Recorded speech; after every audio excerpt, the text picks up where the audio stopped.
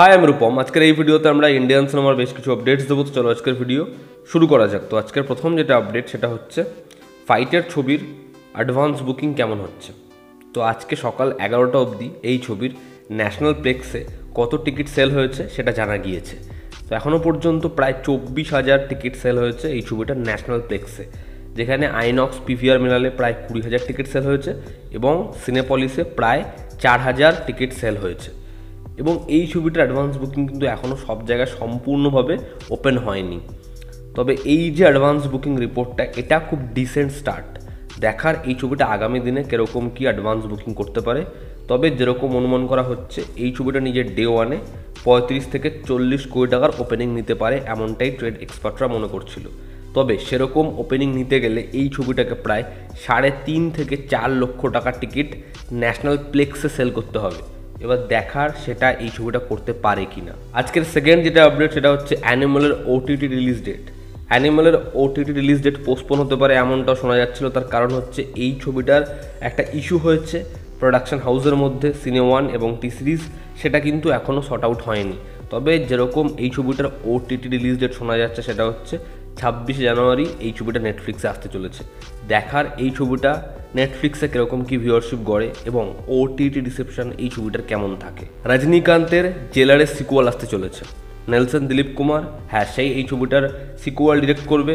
600 কোটি টাকার gross collection করার পরে এই ছবিটার সিকুয়াল দেখার সেটা কি ফোর্সফুলি হয় না এই ছবিটার সিকুয়ালে আমরা অনেকটা গল্পের অধ্যায় জানতে পারি এবং মোহনলালের যে ক্যারেক্টার, শিবা রাজকুমারের যে ক্যারেক্টার, সেগুলোকে দারুণভাবে এক্সপ্লোর করা হয়। দেখার এই ছবিটা বক্স অফিসে কী করতে পারে। তো জেলারের সিকুয়াল খুব শীঘ্রই আসছে। গোলমাল 5 যে ছবিটার হিন্ট ছিল সিম্বা ছবিতে, গোলমাল 5 খুব শীঘ্রই আসছে। রোহিত শেট্টি তিনি নিজে জানিয়েছেন আগামী 2 বছরের মধ্যে গোলমাল 5 সিনেমা হলে আসবে।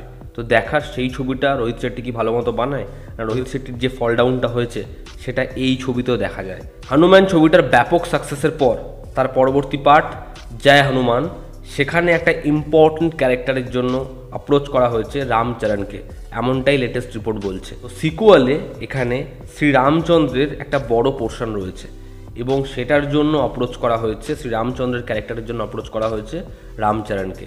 যদিও তার পক্ষ থেকে এখনও কোনো গ্রিন সিগন্যাল আসেনি।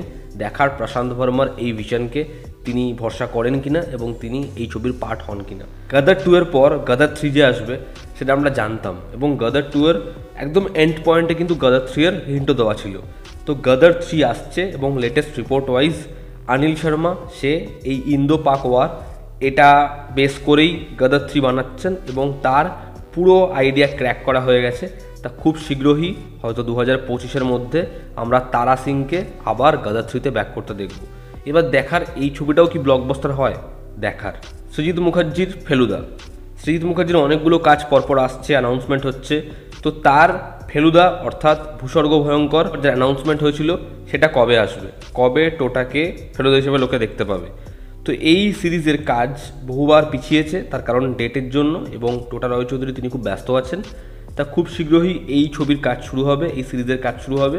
তো লেটেস্ট রিপোর্ট ওয়াইজ সব ঠিক থাকলে, ঠিকমতো এগোলে আগামী মার্চ মাসে এই ছবিটা ফ্লোরে যেতে চলেছে। তো দেখার 2024-এই কি এই শোটা অডিয়েন্সের জন্য হইচইতে আসে না সেটা 2025 অবধি শিফট হয় দেখার। সঞ্জয় লীলা ভনসালি বাইজু বাওড়া, আমরা জানি সেটা আলিয়া ভাট এবং রণবীর সিংকে অ্যাপ্রোচ করা হয়েছে এবং সেই ছবিতে দীপিকা পাডুকোনকেও একটা ইম্পর্টেন্ট ক্যারেক্টার অফার করা হয়েছিল। বাট দীপিকা পাডুকোনের সেই চরিত্রটা পছন্দ হয়নি। পরবর্তী সময়ে তারা নয়নতারা এবং কিয়ারা আডবাণীকেও অ্যাপ্রোচ করেছিল। তবে এখন latest report wise Sanjay Leela ভনসালি তার হীরা মান্ডির পরে একটা মাল্টি স্টারার ফিল্ম বানাচ্ছেন, তবে যেটা বাইজু বাওড়া নয়। এবং সেই ছবির জন্য প্রাইমারিলি কথা হয়েছে আলিয়া ভাট এবং রণবীর কাপুরের সাথে। এটার কিন্তু কোনো কনফার্মেশন নেই। শ্রী স্বপন কুমার ও বাদামি হায়নার কবলে এই ছবিটা নিজের প্রথম সপ্তাহে ন্যাশনাল প্লেক্স থেকে কালেকশন করেছে অ্যাপ্রক্সিমেটলি 11 লক্ষ টাকা, যেটা খুবই বিলো অ্যাভারেজ কালেকশন। দেখার এই ছবিটা সাস্টেন করতে পারে কিনা। তো এই ছিল আজকের লেটেস্ট আপডেটস। ভালো লেগে থাকলে লাইক করো, শেয়ার করো, সাবস্ক্রাইব করো। তোমাদের কি অপিনিয়ন জানিও। জনতা আমাদের পাশে আছে। আবার দেখা হচ্ছে। Take care.